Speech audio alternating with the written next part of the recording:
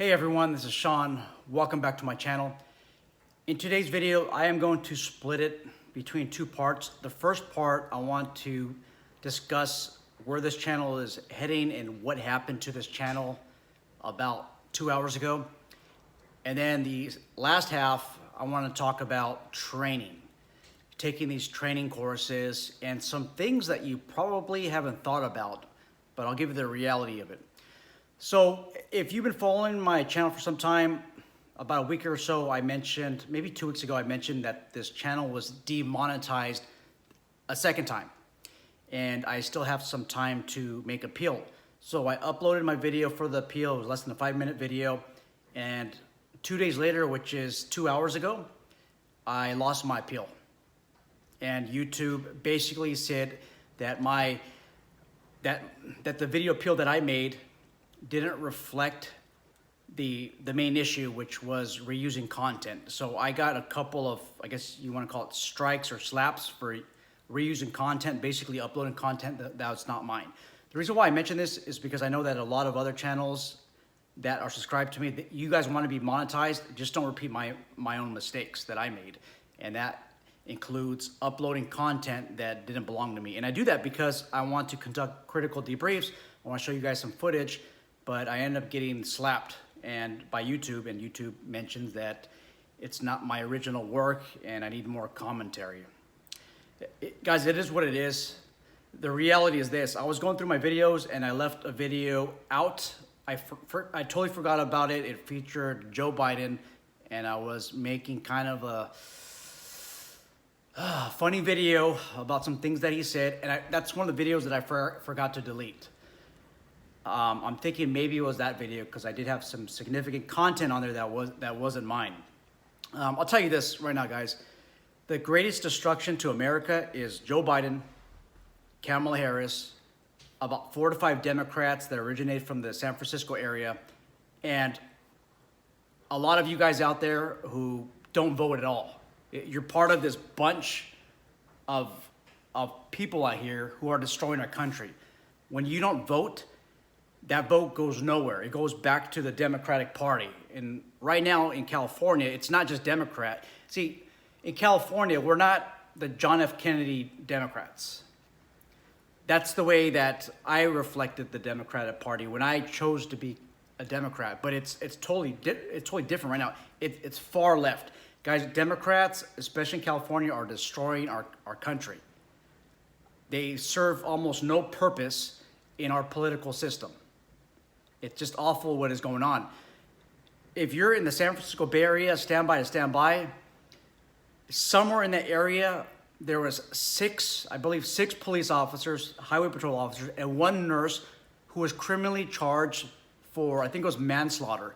They were doing a forced withdrawal of blood, and this was based on a warrant on somebody suspected of driving under influence, and the person passed away. They criminally charged 6 officers and a nurse. And then a little bit time before that, they charged another officer, I think in the same area, for shooting a guy who was swinging a bat at Walmart. Some of you might be a little bit more critical on those officers than I am, but I'll tell you this. You start charging these police officers, there's a trickle-down effect to private security. Police officers stop having confidence in the public, and that confidence is necessary because they have to be able to feel confident to do their jobs. As a law enforcement officer, and I've been serving as a law enforcement officer for the last 20 years, if I don't feel like the public is supporting me, I might take less risk. Now, this is not reflective on me, I'm just saying in general, but if there's a call for service, let's say private security calls because there's a shoplifter in progress, might somebody who's thinking about all these headlines, might they take a little bit longer so that they don't have to get into a physical confrontation? I know some of you call like a store clerk, like, hey, call 911, tell them private security is on the ground fighting with the shoplifting suspect. They call 911, officers arrive. Well, if you're an officer that hears this, you're probably thinking, well, if I respond and I get there right away and they're still on the ground fighting with them, I might have to go hands-on. And I could end up like all of these officers. It's out of control in California. Shame on you for you guys who keep voting this way. And also, shame on you for all those people who call me regarding private patrol operator licenses, private investigator licenses. Most of you guys are worthless. And I say that because most of you guys choose not to vote. And if you choose to vote, it's to the certain party. So again, I just want to mention on my channel, a lot of the videos are aimed in that direction because I'm exposing the truth, and I believe that I get slapped because of that.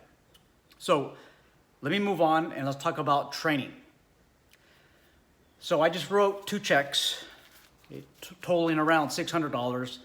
One of them is for a diversionary device instructor school, which is 2 days, and the other is for less lethal instructor.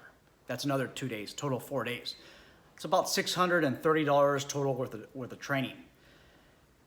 You guys need to start investing in yourself. Now, most private security officers can't get into the schools that I just mentioned.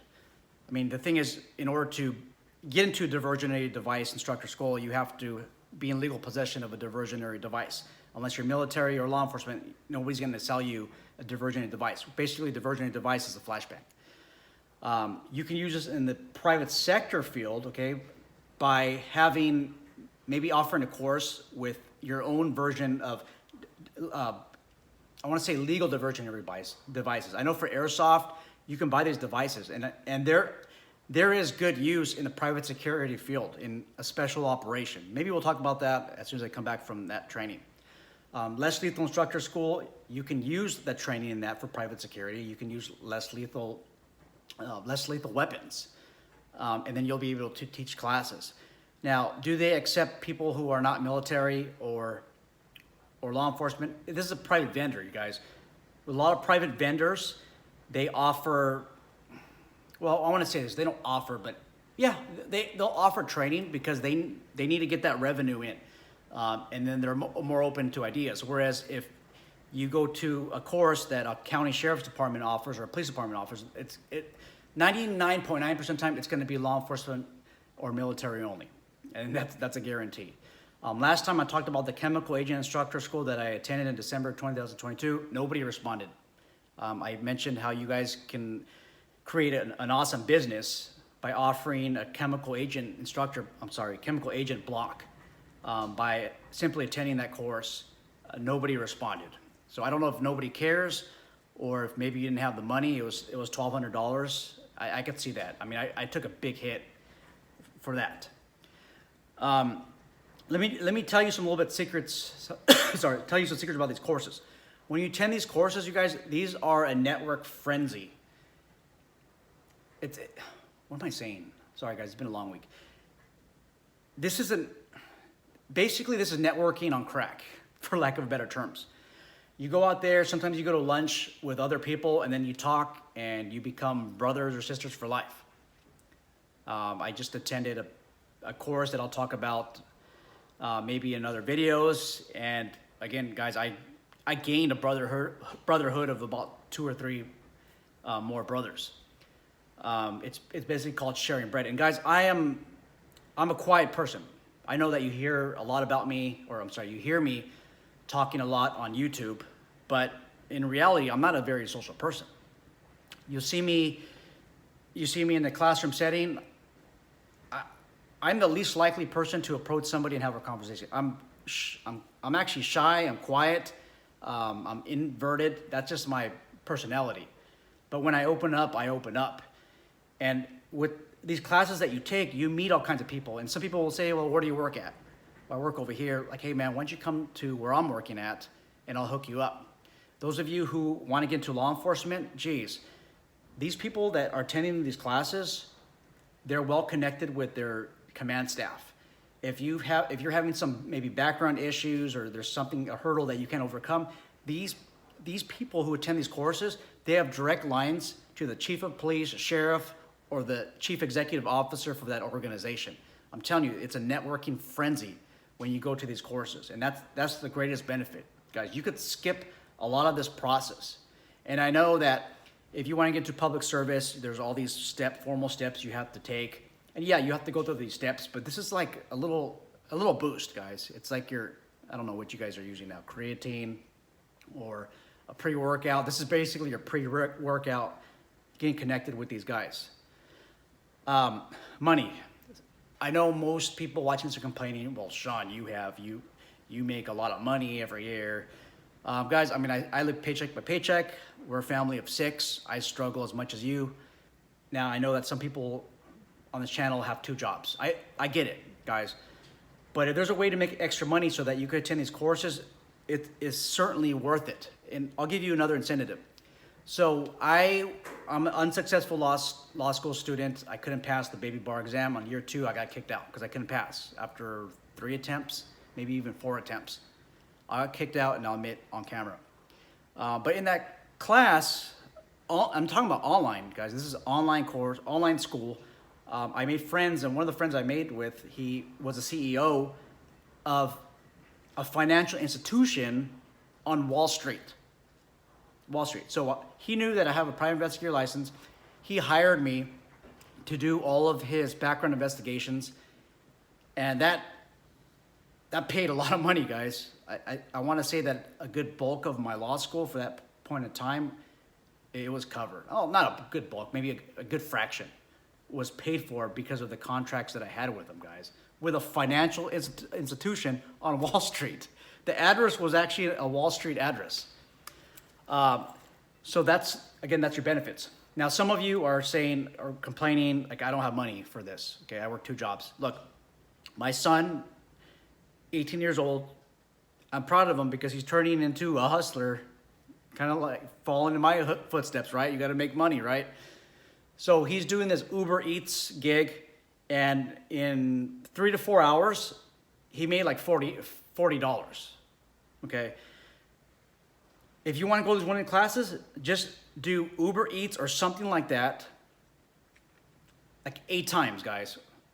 And then you'll have enough money to pay for one of these classes, at least a 2-day course that will improve your skills as a private security officer. I mean, you don't have 4 hours out of a week. Now, it might take you a year or 2 years or maybe a couple of months, but that's one way to get it. Come on, guys. If an 18-year-old can do this, get money on the side that quickly, then so can you. And you might be saying, well, these Uber assignments or Uber Eats, they're basically restricted to a select few in my area because I live in a big city. Well, drive all the way down to an area where there's like a couple of restaurants and almost nobody lives there, okay? And just park your damn car there and wait for your orders. So what you'll do is just service that area for 2 or 3 days so that you can have a profile that has a good ranking, okay? Basically, in the future, when there's orders that come out, you'll be on a priority list. But you gotta take that risk and start off and go somewhere far. Now, I'm just mentioning the Uber Eats assignment, guys. This is just one way to get that money. You drink Starbucks, keep reserving that money, guys. You know how much Starbucks costs every single month? I don't know how much you guys spend. If you're open to discussing how much you spend on Starbucks in the description box below, let us know how much a month you spend on Starbucks. I spend 0. I went cold turkey on coffee. I had headaches for 2 weeks and I stopped drinking coffee. So my budget at Starbucks is 0. But you guys have to make it to training. And if you're in California, if a lot of training is restricted to military or law enforcement, drive to another state, go to Arizona, go to Tennessee. I kind of wish I lived in Tennessee for, I don't know, maybe a month or so. There's so much training out there, guys. And that training is offered to private security. Justin Humphreys, he's a proponent for tactical combat casualty care. I've been talking to him a lot offline. You could take these classes over there and you don't have to be a member of the military or a member of law enforcement. Okay, but make sure that you guys are training out there. A lot of these executive protection courses, the instructors are connected with these executive protection agencies directly to their CEO. And if they see you perform well, they see that you're humble with everybody else.